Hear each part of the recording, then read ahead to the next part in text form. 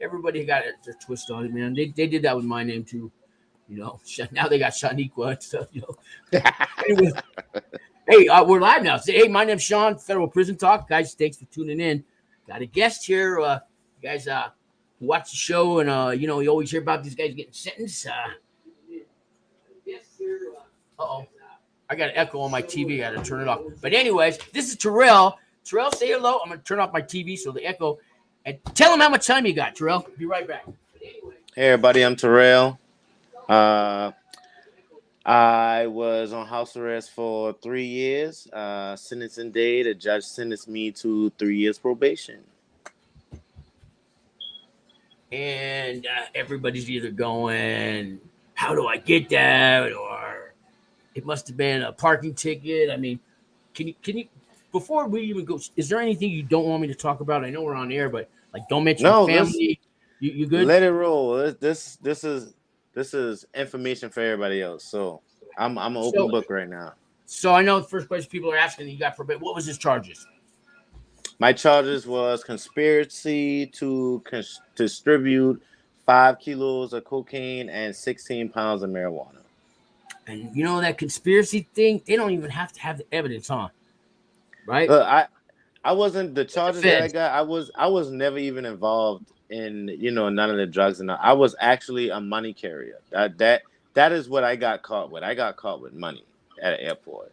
That's how I ended up getting wrapped up in the whole. And they could have added racketeering and a few other things, I'm sure. Hey, yeah, TJ's in the house. What's up going on, TJ? Yeah, that's what I was saying. Only probation you can't have. Huh?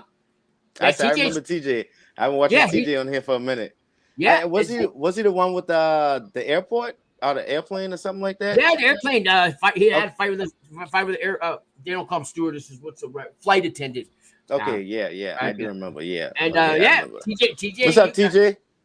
You got probation, right? Pretty sure, right? And I was telling TJ the whole time, even though he had a criminal history of 3 or 4 or something, because they were kind of, like they showed all that on the news, the little TikToks with the fight on the airplane, but they weren't really giving people time, I mean, right, TJ? It's good to see you, though, man.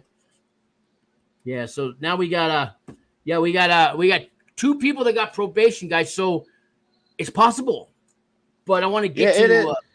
I want to get to possible. Like you don't just obey you don't just sit home on the couch and maybe go to work and I didn't violate pretrial. It's good shit. I'm giving you probation. You had to do some work, and you was working with RDAP Dan, right? A little bit, some coaching and stuff. I wasn't talking to him. I was watching his videos because his videos was the first ones I found, and then after I found yours was like my main focus. Really? of videos. Yeah. I had my notifications on, my bells, all of that. Wow, man. Your pre-sentence report stuff, everything. Yeah, I've looked back at those. I'm like, man, that's like that was like a 3rd grader doing those videos. I was learning. So now I know I got another screen here and I could put stuff up and I'm getting better. But and now I'm learning AI, artificial intelligence, because our guy I work with is. He sends me the stuff. I learn it, and man, that's gonna take over. I could get Martin Luther King Jr. sitting next to me here, dead, but make him alive and answer my questions, and there'll be random answers. I mean, really, that's I was listening to the radio the other day, and the DJ had an AI make a Jay-Z song, and everybody thought it was an actual Jay-Z song that they never heard, but it was actually an AI that made the whole song. So I'm wondering if they could do character reference letters for people. Could they your personal narrative? Can they even do your time for you? That's a good question. That would be nice. That's a good question. I did read about this college guy. He used the AI to write in like a 5-page essay or whatever, and he got caught. He got expelled from the school. Oh yeah, they're after the trying to do get through college with AI. But it's going to get to the point. How do you prove it? They're getting so good, these AI. But back to you, man. I want to know what you kind of did. How long were you on pretrial for one? So I was on it for 3 years exactly. Okay. 3 years, 2 months, and 25 days. Yeah, you got to count it.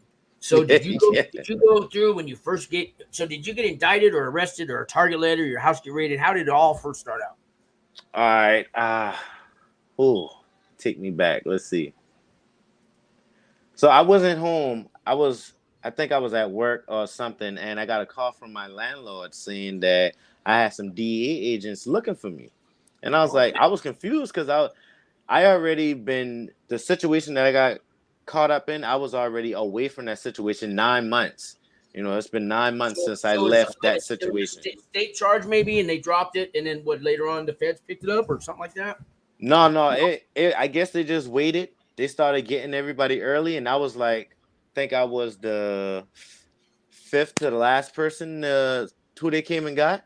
Yeah, They like came to my house. They surrounded my house, DEA agents, marshals, and everything. I Yeah, wasn't they home want though. the whole neighborhood to know, don't they? Man. They had guns drawn and everything. My neighbor called me on the phone on video, and he showed me, and I was like, "Oh my god!" Shit. So I turned myself in that Monday. This happened on a Friday, and I got in touch with the U.S. Marshals, and they told me to just turn myself in on Monday. So that weekend, I just partied. I knew I was going to So jail.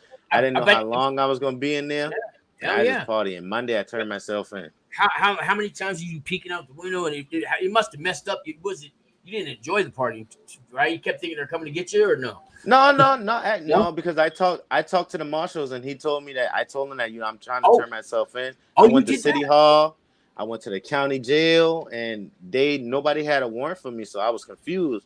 But I didn't know that I had to call the U.S. Marshals and find out from them, so I had to turn myself in to the federal building. Well, not everybody gets arrested. I had 9 co-defendants. They raided all 9 houses in one day, and none of us were arrested. Or we had a choice.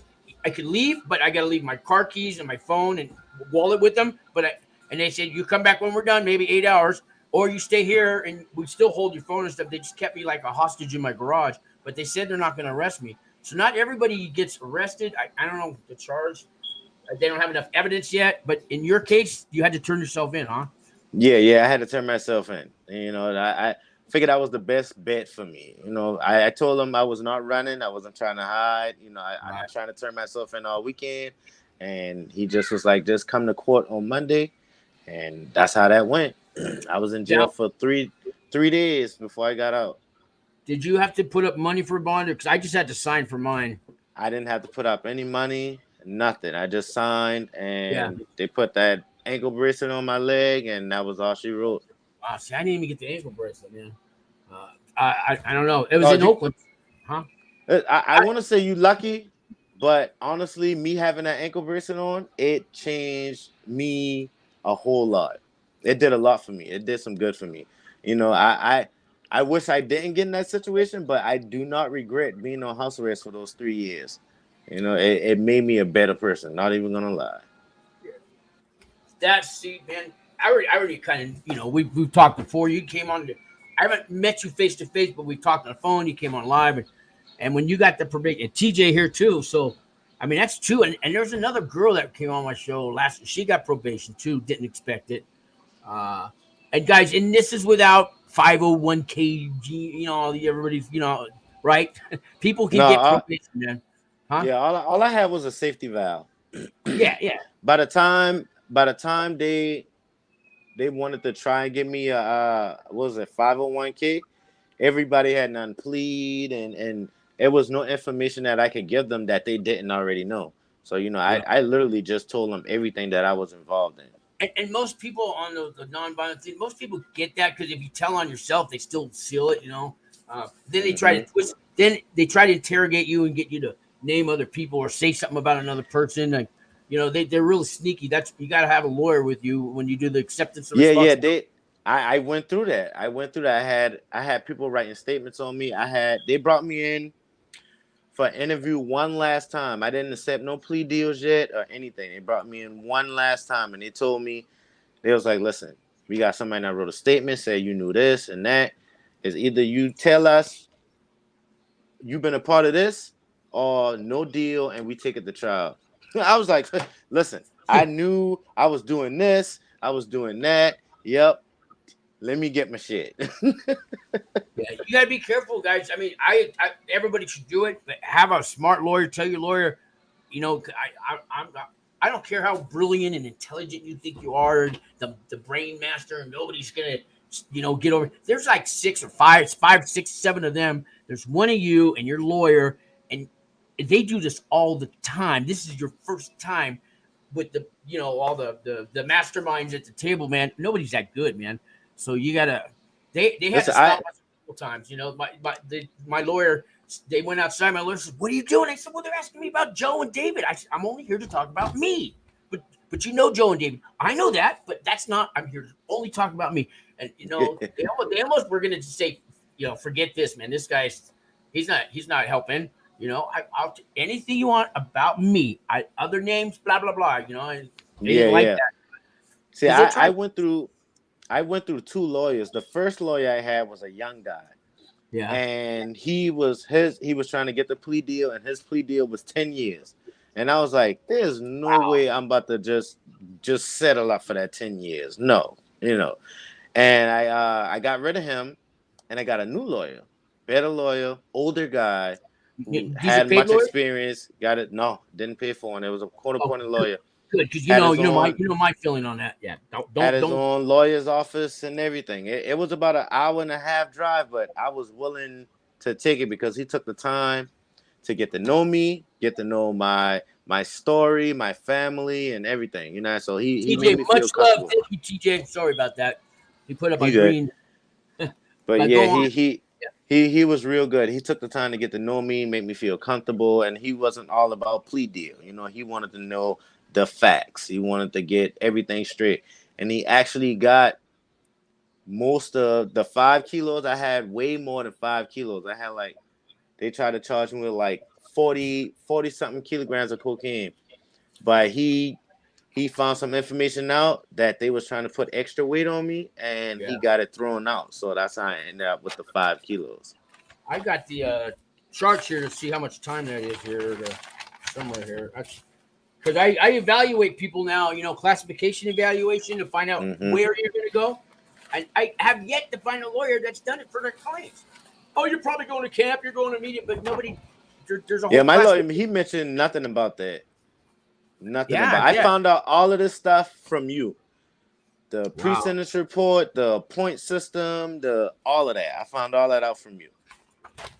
Okay, this is the one for money. Yeah, this is the one for money, but for the weight, you said 5 kilos. That's what did you say? Cocaine was it? You said? Okay.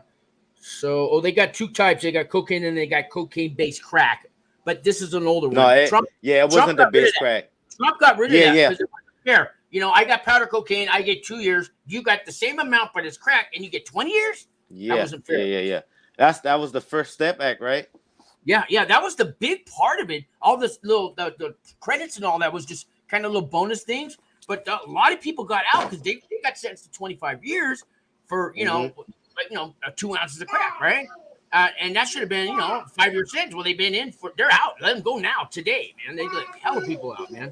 And that's not talked about. So 4 kilos is a moderate severity. So you have that's a high. It's a high severity. Wait. So you got low. You got low severity, low to moderate severity, and then you got high. Anything over 5 kilos or 4 kilos is a damn. I'm gonna make sure that's the crack one here. Yeah, cocaine. That's high severity, man.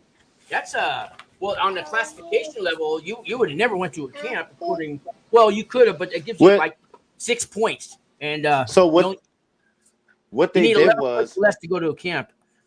So what they did was, being that I didn't get catch with any drugs, like I said, I got caught with the money.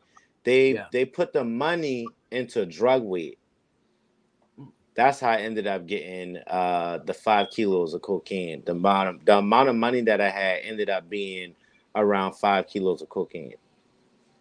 Okay. And then the weed, that's why I owned up to the money and the weed. And I got charged with the 16 pounds of weed. But they didn't even care nothing about that. They cared nothing about that. I got 3 years, TJ. 3 years, and I can get early release from probation in April. 18 months. Is April that will your be 18 halfway months. mark? Because no, I was talking to RDAP Dan. He knows the guy. He knows I got a lawyer out here that does federals. He can get it after a year. But in your case, since that's your punishment, I'm not sure. But RDAP Dan has a guy that does it too. But normally at a year and a half, if you're doing good and you have your restitution paid off, yeah, they'll. And I know you're doing good, man. I paid my restitution off that You got 11 first. kids in the background. I mean, you're being a father figure. You're raising your kids. Yeah. I mean, what was it you told me that you were changing diapers when I texted you? Who says that?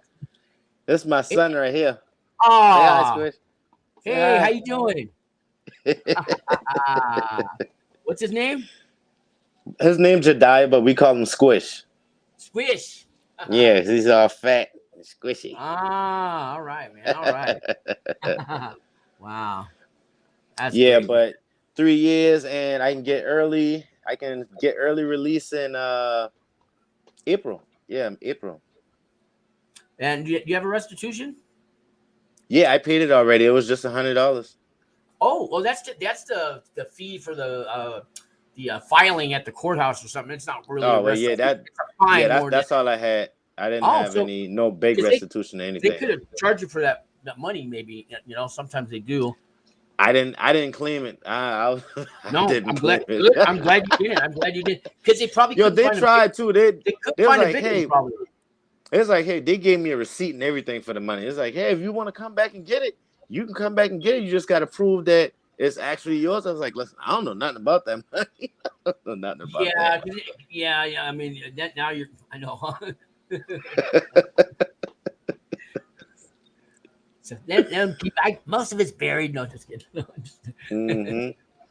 But I want to hear your changes from when you got all the stuff came down. Most people are angry. I was in denial. I didn't do nothing wrong. I'll take this to trial. I'm gonna. I was in denial. Then I'm angry. Then I'm blaming, and little by little, I said, all right, maybe I knew something was up. I knew it wasn't right. Until I finally got to. Before I turned myself in. I admitted I stole money, man. I stole money from the government. Doesn't matter who I stole it from, man. It ain't justified. It's not my money. And, but at first, and then I also want to hear what you did to Did you help feed homeless? Did you do other things besides the normal person that's on pretrial? To impress the judge and to change yourself. So while I was on pretrial, it was not even gonna lie, it was rough for me. The first year was a bit rough because it was new. I had to get into this new phase of not going outside, staying home, not smoking any weed because I smoked every single day. Everything I did, I was high doing. So I had to get into the habit of doing everything not high, and that was hard. You know what I'm saying? Interacting with my kids. Is it legal? Was weed legal in your state? No, it probably will never be legal in this state. I'm in South Carolina. Oh, South Carolina? Yeah. No, I think Texas is going to be the last one. I don't know, but maybe they're all going to have to give in sooner or later. That's what I said too. Yeah, and then the feds will have to give in. I don't think so. I don't know. Maybe when I'm dead and gone, but I don't think no time soon though. They just passed it in Missouri, but how they do it is they get the people to put the initiative on the ballot. Forget the politicians and all that. The people put it up, and then they have to let it. That's how Missouri pulled it off. Yeah. But yeah, the first year was rough for me because everything was new. I had to adjust to not going out to bars, not going out to hang out, not doing any drugs, just being in the house. That was rough. And how about your people you associate with and all that? Did they all of that stopped? I honestly I didn't have friends coming over, I didn't have family members coming over. It was a more of I can't move. I'm stationary, so nobody really wanted to come hang out with me because I couldn't do any drugs. I couldn't smoke. I barely could have drank. I could have drank, but not obsessively. All your friends were like hell when they find out your house got raided too. They didn't want to go over there. Probation was at my house every 15 days for the piss test. Yeah. And it was rough. That first year was rough. And Yeah. the second year was rough too, because the second year it was a matter of not knowing. I'm on Oh year yeah. 2 now on house arrest, not knowing. I didn't have a sentencing date yet. My lawyer Yeah. didn't have any answers, And and yeah. I And then, kept all these court dates, just random, no reason court dates, and it was rough. yeah. It Because I was mean, I rough. met people that talk to you that are around you. They're well, it's like drug court, man. You go to court, you check in, your peanut butter, you're doing everything right. This is what you're gonna get. You're not Hmm. gonna go through all this and then still go to prison. And that's most of us are like that. And in your case, I mean, you still got punished. You didn't you didn't show up for sentencing. You're good, man. You did everything fine. Go home. No, you got punished, but you got probation, and that's not easy to get through probation now for some No, people. it's So it's rough. you I still gotta haven't you still haven't caught a break. You haven't had a little break. You've been on the pretrial, and now you're on probation. That's whatever it's going to be 7-8 years of your life. You don't get that back, man. You don't get that back. You know. So, yeah. but you're doing the right thing when you're building your mind and your body, and you're taking advantage of it. Most people don't do that. They just sit around angry, and then they end up making a mistake and violate. You know. Now, see, I was close to that. Not even I was close to that. My second year, I was in a real depressed, down mood for that whole year, and I called my PO and I told her that I need some help. I told her I want to get in therapy, or whatever I need to do, because I felt Yeah, they'll pay myself for it. relapsing. I wanted to smoke. I started thinking about weed, and I was like, you know what? I started not to care no more. You know what I'm saying? So, and I got into therapy, and it helped me out. It brought me back down to, where I needed to be at. And you don't really And know then if you yet, don't know how much time you're going to get. You told me about that 10-year deal. I bet that's stuck in your head all the yeah, time. that was a big thing, because like I said, I was new to this whole situation. I was new to the federal system, the court system, and you got different people telling you this, you hearing this, you seeing this on YouTube, you hearing this on YouTube, and it was crazy. Before I came across your page, and before I knew anything about a camp, I was watching a guy. I don't remember his name, but his channel is End of Sentence. Ooh, I don't know him. I thought he. He got What? a book called Blood on Oh, Blood Blood. on the Razor. Yeah. Yeah, Blood yeah, on the Razor. yeah, Yeah, that's yeah, Chad. yeah, yeah. I've tried Chad, to that's talk his to him. name. He's I don't know. He's got too many comments, man. I heard he helps people out and gets them on the show, but he just doesn't know I exist. So I Yeah, tried, yeah. but I watched this stuff, and then I was like, when I found your channel, I was like, oh, okay, this completely different. What you was talking about, I was like, all right, this sound like what I'm going through. So I started. I think I was watching you for like 2 years, 3 years now. This the third year. It's really. been a, it's been a while. It's So, been a so let me while. ask you, man. So, like, half the people that watch me now, don't take this the wrong way, are black guys. Why? What is it about me? I don't. I mean, I did live in Oakland. I grew up there, but what's the deal? Why are I half don't my fans black? I don't know. I like it, but I don't. I'm kind of curious. honestly, I don't think it's just a race thing. I just think it's It can't be. because It can't be. It can't be. it, Yeah. we can relate. We could relate, like the camps, the conspiracy stuff like that. Because most of the people that I've seen come on your channel, basically got the same charges, conspiracy charges. Oh yeah, that's the It's easy one. not a lot of people with gun charges or Yeah. actual drug charges. It's conspiracy. You know what I'm saying? That's how Yeah. I ended up coming to your channel. I'm getting more drug charges now coming up. The last few interviews and the phone calls I get, the guys that don't come on because they want to wait till they get sentenced because they don't want to blow anything. Uh, Yeah. I, I I got a client. He's I just say this. He used to be a president of a club, a motorcycle club, and I'm trying to help Right. him Right. out. And he's not even allowed to be on social media. So he'll come on if they'll let him. But Yeah. I'm Yeah. getting calls. He's got some. There's all these drug charges are popping up now, and if you got fentanyl out there, man, that's the one you don't want to get caught for. Yeah. I know. And in my I had two. I was in the indictment. It was like I don't remember how much, but I was only on 2 counts. And the first count they had all of the drugs that everybody in the indictment has something to do with: fentanyl, heroin, coke, marijuana. When I got into court that first day, that Monday, I turned myself in, and the judge read off count 1. I had damn near passed out. I was like, Ooh, "What? I'll bet. Fentanyl, heroin? I don't even know what fentanyl looked like, or heroin. I've never seen it before. I think it's a white I powder, almost but passed out. My yeah. mama was in the back.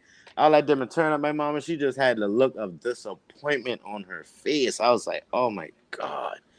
I don't never want to see my mama with that look on her face ever again.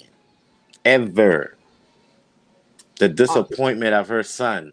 See, that disappointment, and so that's going to be hard to fix because she has to live with that now. All her friends, and I know she goes to church and the people there, whatever her circle is, it's you did it. I got something beeping. Hold on, it's my oven. But you kind of do this to your family when you get charged. Yeah, that's true. That's true. That's true. Come on. Yeah. Sorry, I forgot. I had something in the oven. But see, you're one of the lucky ones. He doesn't have to go visit you, through a plastic glass or at a table with, you know what I mean?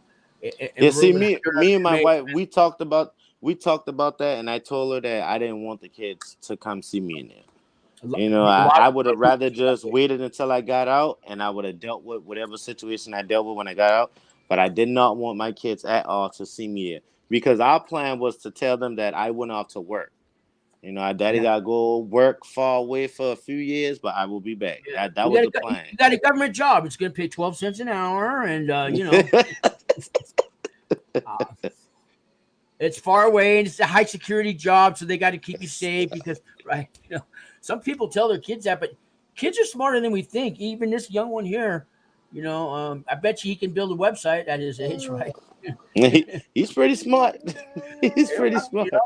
So they, I always ask people, we have this conversation, what age would you tell your children the truth? 5 years old, 7 years old, 10, not ever tell them what?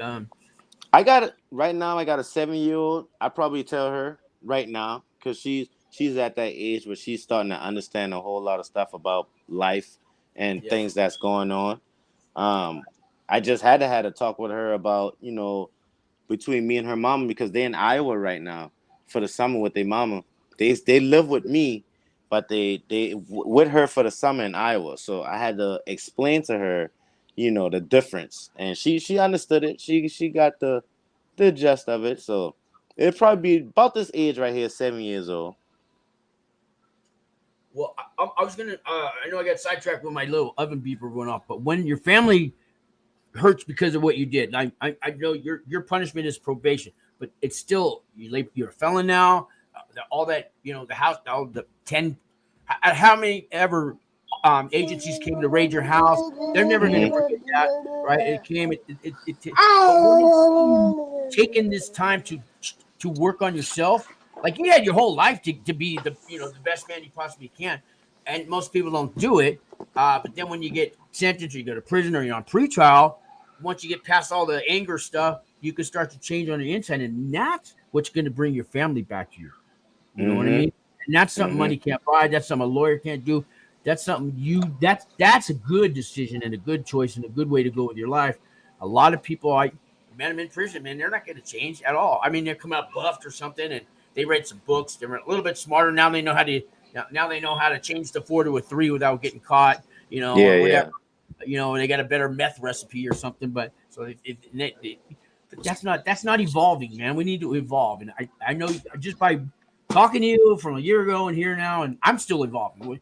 You don't stop. You don't ever stop. Once you get hooked on that, you can always educate yourself.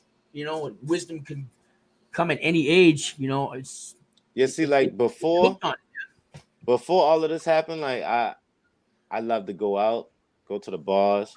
I like to travel out of state and just be wild, just live wild and free. Great stuff. Now that's education too. But look, Sean, now I am a game head. I be on the game. And my wife do tattoos. So if I ain't getting a tattoo, I'm on the game with my online friends. I got two two very loyal friends that have been with me through the whole 3 years. I met one guy before I got on house arrest, and one guy I already knew, but we all got real close through my 3 years of house arrest. You know, and those two guys are probably the only two people that I got by my side, right? True friends. Yeah, That's still here. You know what I'm saying? They don't judge me. They don't look at me different. One of the friends, he spoke up in court for me, and he spoke from the heart. Like the judge was like, whoa. The judge was impressed. The judge was impressed by the crowd I had, the support system I had with me at court, and you know what everybody was saying. I had the owner of my job there. My chef came. Two of my friends, my mama, my daddy, a couple of aunts, sisters. I had a good people there, good bit of people there. So why did all these people show up for you, man? Because you know you got caught in this conspiracy thing. So what was it about you that they still wanted to care enough to show up and show their support for you? Because they knew I made a mistake. Obviously, you weren't a criminal in their mind. So no, they knew I made a mistake. How'd you do work on that? They knew I made a mistake. You know, it was my first time making a big mistake like this. You know, they knew I was going through some stuff with the kids, and they just knew it was a mistake. I made a bad decision. You know what I'm saying? Yeah, it's a little more than a mistake. I can't fault nobody for that. It's a thought through kind of. It's something you did more than one day, right? Yeah. It's a little more than a mistake, man. Given but I get it. People like to say, "Oh, it's an honest mistake." No, it's a mistake. I ordered a Big Mac instead of a quarter pounder, man. But do something right? Something you thought this through as you're doing it, and you put everybody on second, on second, and that's not. It was the money. It was the money. That's just me. It was the money. The money I was getting for the flights I was doing. And after that first time doing it was so easy, didn't get caught. I was like, oh, I just made $6,000. I just made $6,000 on one flight. I was like, damn, one flight, $6,000. Okay. Hell yeah, shit. Look at that's easy money, man. Shit. Easy money. They owe me. Society owes me. I got that coming anyways. I know. I got suspended from my job on purpose so I can go make some extra money. I was flying to LA like 3 days a week. 3 days a week flying to LA. I'm scared to go on planes now, man. They got they scan you now for you can't if you got a joint in your cigarette pack or something, and they're catching people big time. Yeah, now. I know. They got these high-tech scanners. You can't. They check your whole body. I've been hearing a couple people called me up and they go, we used to do this all the time. We just went to Vegas and it's just a personal amount, and now I'm looking at 10 years. Yeah. Yeah, you don't mess with that. You ain't got to worry me doing none of that no more. No more. That's it. That criminal lifestyle, fast money, they can have it. It ain't worth losing the time away from my kids. See, and now it's not worth it. Now you know how valuable those kids and that wife are. It is not worth it. I bet you look at them now like they're precious, like they mean more. They mean more to you now since all this happened probably than before, right? Listen, you have no clue. You have no clue. I'd rather be home with them screaming, crying, yelling any day than to even be outside, just hanging out. So by you getting indicted and all this by the federal government, it actually made your life better, made you better, and your family closer. It did. It did. My wife was with me the whole time. We just had recently met. No, we just got together literally a month and 2 weeks before the feds came and picked me up. Ooh, she stayed. She stayed the whole time. All of us was on house arrest together. And let me tell you, I told her I was through the whole 3 years. I told her, I said, babe, if I make it out of this when I get off of house arrest, I promise you, it's gonna be different. It's gonna be different. My first day off house arrest, October 29th, my first day, I took her out. I took her out on the town. I took her out and we had us a blast. We had a ball. And ever since then, every month we go on at least one big date and one small date every month since October. That's nice. Since October, that's how it's been. What's a small date and what's a big date? Okay, so a big date. Our last big date we just did was last month. We went to Orlando, Florida. We went to a resort. We stayed out there for 4 days, and we just hanged out. We stayed on the resort. Didn't really do nothing. We just enjoyed each other's time. Probation's all cool with you going out over there and all that? Yeah. I and probation. That's another thing. So, remember, when I was on house arrest, I had 4 different probation officers. I went through 4. Now I went through 5. They're actually pretrial officers. They're 2 different departments, but right? Yeah, we're them. And then when I got off probation, I had a probation officer, and then they switched me again. So I had a regular probation officer, and then they put me on a low offender probation. Yeah. So I don't have probation come to my house. I don't have to go to them. I don't take piss tests. I go online and I just answer some questions. I fill out information on money, rent, light and stuff like that. Yeah, job. If anything changed, I just update it, and that's it. Matter of fact, I have to do that right now. I haven't done it yet this month. Oh, the monthly, you did all that. I used to have to do that. Every month.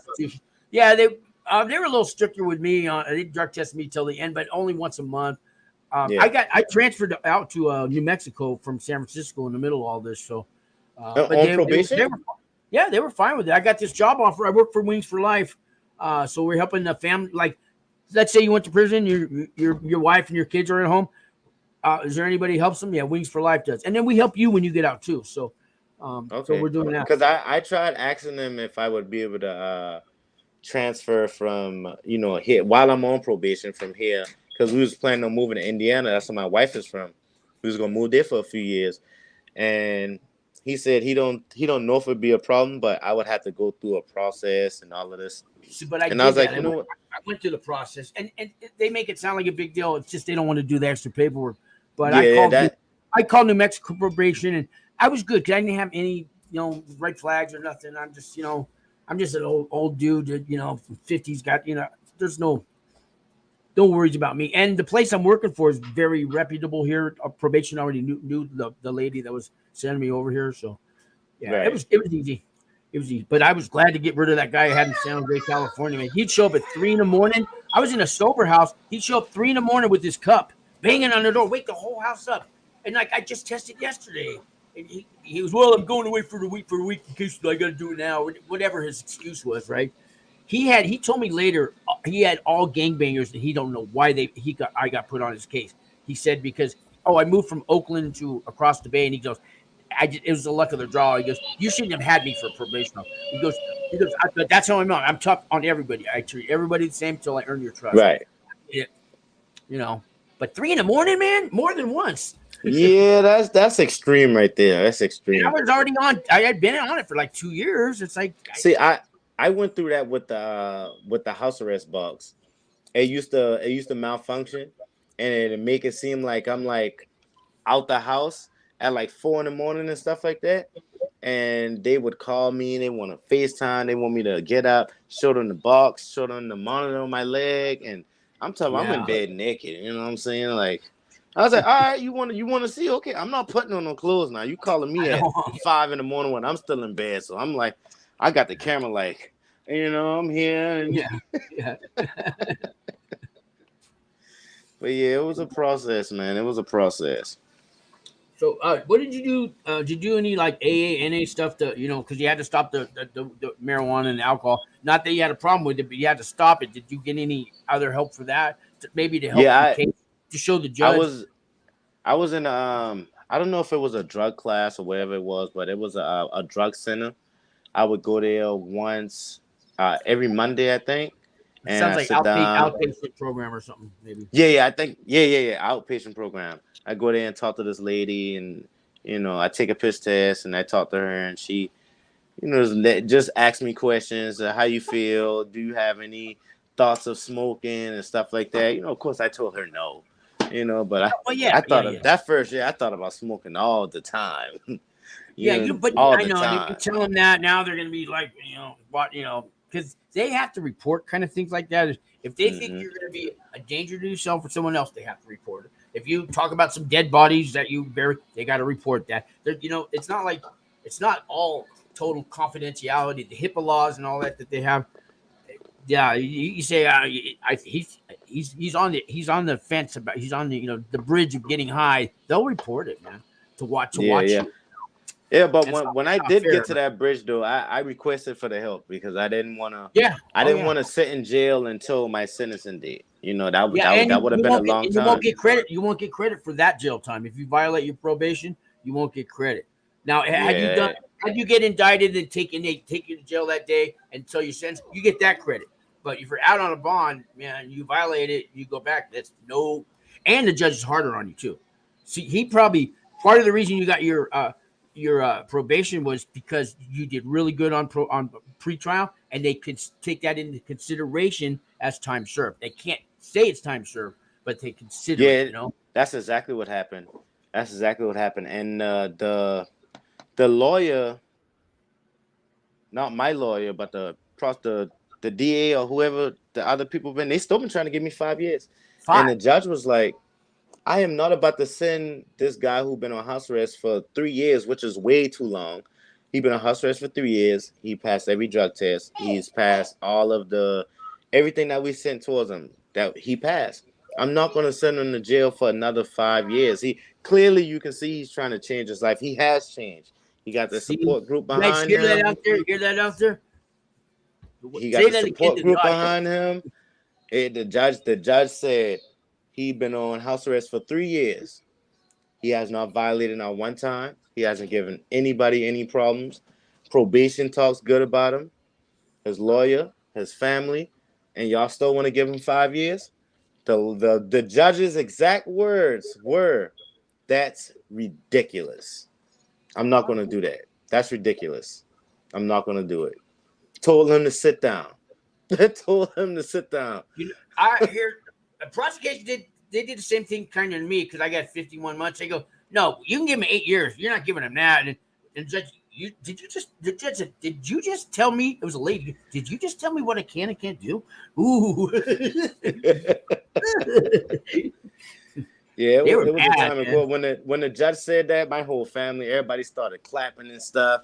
The judge was like, "Order in the court." I did like this right here. I was like, "Yes."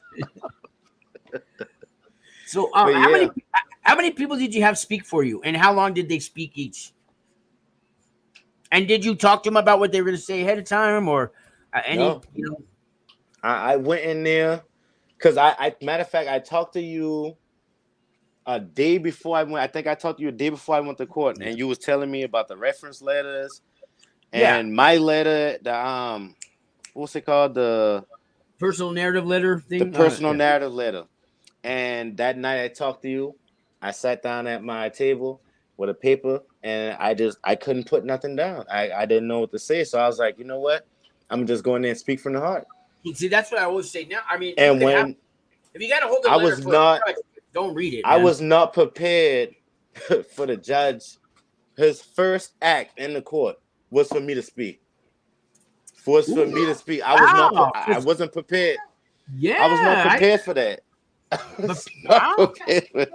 I was the first person to speak. I spoke before my lawyer and anybody else. The judge said, I'm going to give Mr. Hoskins a chance to speak first. I was like, oh my God. Interesting, man. That means he really I got up there and I started tripping over my words, and the judge told me, he was like, just talk to me like I'm a regular person, like I'm not even a judge. But and he said that.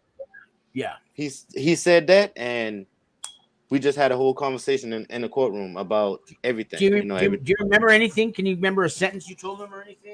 I do not remember. I do. He asked me. He asked me how did I get caught up in the situation, and I told him I was offered a free trip to California, all expenses paid and everything. That's how I ended up getting involved in the situation. One of the guys, the big guy in the case, he told me that he asked me if I wanted to go to California, and I was like, yeah. I didn't ask why, how, nothing. I just knew that California weed was legal, and I had never been, and I wanted to go to the dispensary, and that's what I did. And that's how I ended up getting involved in the whole situation. Sure, man, you get sucked in. Yeah. Like I said, I didn't know anything about nothing was going on until some time passed by, and then I started wondering. You know what I'm saying? And that's how I ended up getting dragged into the whole situation. Well, if it's too good, if it sounds too good to be true, Yeah. I wasn't trying to question it at all. I was like, Cali, free trip. I ain't got to pay for nothing, and you giving me $1,000? Oh yeah, I'm down. Yeah. I'm all in. Where we going next?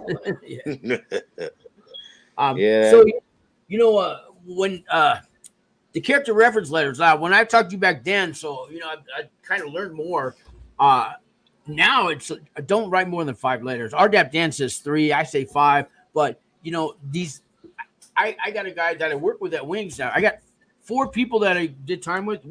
There's 5 of us that were buddies there. We all work together now. But one guy turned in 80 character reference letters, and it pissed off. 80. I go 80, and because he was, he was going to fight his case. It pissed off the judge, right? I don't even think judge. He's going to give those to the interns. Here, you guys take this home for the weekend, man. You don't want to give the judge work. That's overkill. That's too many letters. And then no, So I don't know how many you did, but I think. Well, I took your advice. You gave me some advice. You told me, who you would want to get character reference letters from. So what I did was I got 2 neighbors. I got neighbors are good. I got 2 bosses. I got a maintenance guy at the property I stay in because I work for the property that I stay at. The landlord and the sister of one of the guys in the indictment. Because she's my sister-in-law. I think that's what you want. Yeah. She's my sister-in-law, and she wrote a letter. I think I had a total of 8 letters. About 8 letters. So those letters, there's all kinds of templates out on internet and stuff, and you got to be. The judge gets the same ones, and so like I got a little service. I do the character reference letters, but I tell people, hey, give me the person's name and the number, whatever, however it is. I take the stress off you. I call them up. Hey, this is Uncle Joe. Hey, yeah, David just hired me to help write the character reference letter, and he gave me your number. I want to help you write it. I have experience. I want to work with you, and we can kind of do it together and try to get the most possible, the most original, to the point, heart with your story, your personal story in the letter, and what a letter the judge has never seen before, right? That he's going to remember. Is that possible? I don't know, but that's the goal, right? Yes, it is possible. And it is possible. It is possible. From my experience, stay away from those free templates on the internet. I'm telling you. And then there's guys out there charging $10,000 that'll send you the templates. In my experience, what I did was just to make it seem more authentic, more real. I just told everybody to speak from the heart. I didn't tell nobody what to say. I just told them to, write a letter or type a letter and just give it to me. That's I didn't. But there are some do's and don'ts. Like they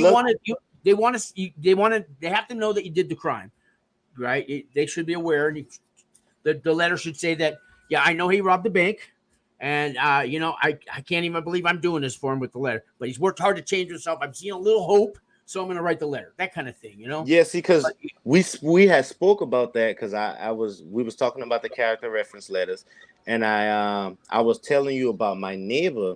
But I was telling you that she didn't know the crime that I committed. And, you not, I ain't gonna say convince me, but you kind of made me look at it from a different point of view. And I ended up talking to her and, letting her know, everything I had going on. And it played out, better than I expected. She didn't look at me. She didn't judge me no type of way. If they're writing you a letter, they want to know what you really did. They might not ask you, but they got to know, they're writing you a letter. Yeah. They almost have the right to ask you because you asked them to write the letter. You think? Yeah, but it worked out good though. I just had everybody speak from the heart. I didn't use a template. There you go, man. I did look something up, and it just wasn't my type of what I was going for. I just wanted to walk in the court.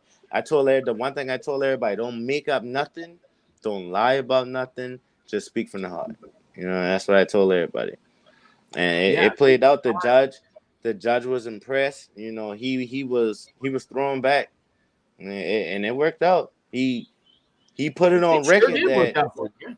Yeah. he put it on record that you know, things that the people were saying was just being that my chef came, he left the job to come down there and speak, and the owner, those two, and my best friend, those three put a real good stamp on the judge. He was impressed.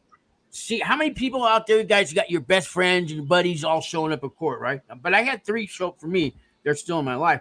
But that's, you know, that doesn't happen much, you know? Yeah, right?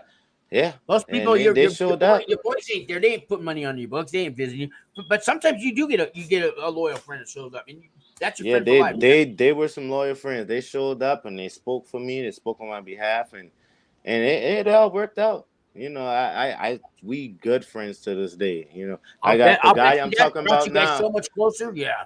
Yeah, we real close, real close. He on the screen now, waiting for me to jump inside the party, the game. I told him that I was gonna be on the show though. I had a friend I've known since I was 5 years old. We were right, 5 years old, because my grandmother introduced him to his mother, and they made us play together, right? But we known each, went to high school together, all that stuff. And he came from another state, Seattle, I think, to come to my, you know, to speak in, you know, in my behalf. And man, you know what I'm saying? So now, you know, I'm still crying thinking about it, you know. But you know that. But that's rare. I mean, I'm so lucky to have something like that in my life. But a lot of people don't. You got your boys, but they ain't there for. They ain't your boys, yeah. They ain't your real boys. Yeah, you got to ride 4 deep with them and all that on Friday night. But where nah. Books, man? Where they at? Look, when we ride 4 deep, we ride 4 deep on the game. That's what we do. yeah. But you find out who your friends are, man. You find out who your friends are. That is true. That is a very true statement. That is. You ever run into somebody? Oh man, I was gonna write you, man. Or you didn't do time, but you'll run into these people. They don't, you know, by accident. Oh yeah, man, you're out, dude. I was gonna write you. What do you think if somebody says that to you? Yeah, and it's funny you say that because I don't know. I my real best friend. I known him since I've been 7 years old, and while I was on house arrest, he never came to see me. Not once. No, not a phone call even? No, not once. Not once. So he judged you. Or for whatever. I don't know what it was, but you know, he's still a good friend, but he's not my number one best friend no more. Right. You're probably not gonna. That position has moved to somebody else. Yeah. You know, we still friends. I don't knock him for it. You know, I don't knock nobody for not coming. But just like you did this to your family, and you expect them to forgive you, so you got to forgive that friend. That's the answer. That's the answer. That's what. Now I have my answer too. The guy, oh dude, I want to. I got to forgive him because you know you hurt your friends too when you go to prison. It's not just your family. I wonder why they ain't around. Well, maybe they're running from law too, but sometimes they're not around because they I didn't see that side of him. You know, you know what I mean. Yeah, and when people saw that ankle monitor on my leg, they had questions because they know that I'm not that type of guy. You know, I'm not a troublemaker. I'm not a drug dealer. I'm not a person who'll be out in the streets committing crimes. You know, I'm not that guy. But you were when you did it, man. Sorry. Yeah, I was when I did it. You know, that money got that. That money will do it to you. That anymore. You're not that anymore. It was a phase. You're done with it. You know, but. I'm a family man now. I gotta call you on that one though, man. I'm a family man now. I stay in the house. I go to work. You I come home. Yeah. Just don't forget where you came from. This whole turning point in your life, man. You know, this is something you tell your children about when they're old enough. This is something you be proud of now. This is something to be proud of, not something to be ashamed of. Okay, because you made it a proud. No, I'm definitely not ashamed of it.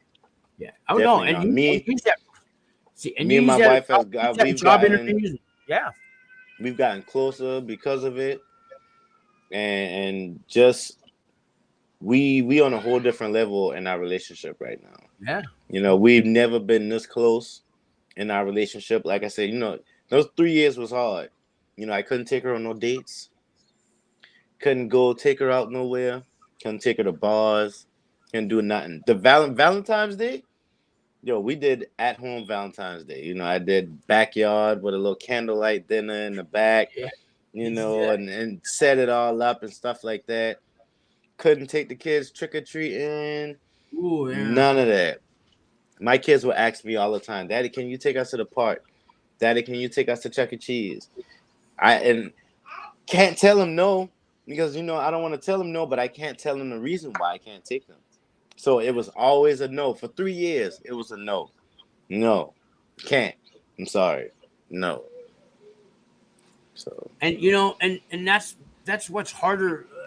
Sometimes I want it's easier to be locked up because then you don't have to face the kids every day, and then a lot of us then we have to go away to the prison after we had the pretrial with them. I mean, these kids have got mixed message. You know, my dad would take me to the park.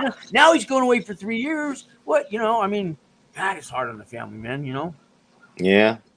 It was definitely hard on them. I'm grateful that you got a great outcome, but you earned it, and you're still like I feel that my spidey sense tells me, you know, you've changed inside. You're good. You're a good dude, man. Yeah, we almost out of it. I got a few more months, about almost a year left, and once I'm out that probation, I'll be happy because you know I still gotta ask permission to go out of state. You know, I gotta go pick my kids up from Iowa, and I gotta ask permission to do that. You know what I'm saying? And then we're gonna visit my wife's family in Indiana, so we're going from Indiana to Iowa. So you know, I hoping they let me do that. Hopefully they let me do it, but you know. Yeah. Well, you know, it's been a while. How about we some final words of advice and some final message out there for anybody going through what you went through. You know, I know a lot of them want that probation, but even if they don't get it, but you know, in your own talk to the people. It is not the end of the world. You know, it's not the end of the world. You can still turn it around no matter what you did. You know, for me, I was looking at 10 years. I went from 10 to 5 to 3 years probation. You know, it's not the end of the world. Don't give up. It's hard, especially if you're on pretrial. It's gonna be hard. You're gonna have some trials, and you're gonna have some problems. But I promise you, you just stick with it. You get through it. You do the right thing. Don't violate, and just stay on the right path. You know, you might get a judge that takes all of that into consideration because he did for me, and he might do the same for you. You know, just stay focused and have faith. Stay focused and have faith. Don't give up. Don't give up. It's hard. I almost gave up on that 3rd year. Don't give up. Don't give into it. I'm telling you, it's possible. Even if you had probation, it would violate you. Even if you've been doing time right now. So I'm glad you didn't give up, man. It's possible. Like I said, I went from 10 to 5 to sentence to 3 months. So it's possible. Don't give up. Just stay out of trouble. Stay out of trouble. I mean, that's the best advice I can give you. Stay out of trouble. I mean, next time, I mean, that's the best recipe for lemonade right there. You did it, man, you know? You know what I mean? Hey, you tell your wife and kids too, I said hello, and you know, glad you're doing good, man. And I'm pretty sure she's watching right now. She at work. I sent her a link, so I'm pretty sure she's watching. And anybody else out there, the people that call me, I say you need to hug your wife and kids every single day till you go into every day. I don't care if you just had a fight with them, you go hug them anyways, man. Every day. You'll regret it later when you're in there. Sean, big shout out to you. I want to thank you because the whole 3 years I was on house arrest, you got me through a lot. Me and my wife sat and we watched plenty of your videos, plenty of your live chats, plenty. So she knows exactly who you is. When I say I'm on the show with Sean today, she knows exactly who you is. So really, man, I want to thank you for real. You doing this, whatever you're doing, you keep it up. You're doing a good thing. No matter if you get through to one person, that's all that matters. That's all that matters. One person. All it takes is one. I was nobody before I went to prison. I felt even worse when I got out. But now see that people call me, watch me. I just keep doing it, man. You guys give me a purpose in life now. You made it on television. I saw you on television. I was on TV, man. I watched it. I watched it. I saw you. I might run that again on the channel. Yeah, man. I was on TV for something good. Damn. I was watching. I was like, oh, Sean's on TV. I was like, yeah. Well, congratulations for that. You keep it up, man. I Thanks, appreciate man. all the help, all the advice, everything. You bet. You can call me anytime, man. You know, I got your number. That's why I called you yesterday. I got your number. Hey, your wife does tattoos. You want to do a quick commercial for her? Anybody in your area? I don't know if you want strangers calling you, but Nah. never mind. I ain't trying to help. All right, man. Hey, Terrill, though, man, nothing but love, and I'll change the spelling of the name. It's T-I-R-R. No, Terrill. Terrill. Like you got it there. Okay, I was looking at it. Got it. Thanks for having me on, though. I appreciate it. You bet, man, and just keep doing what you're doing, man. Thanks again. All right. All right, buddy. You bet. Up here.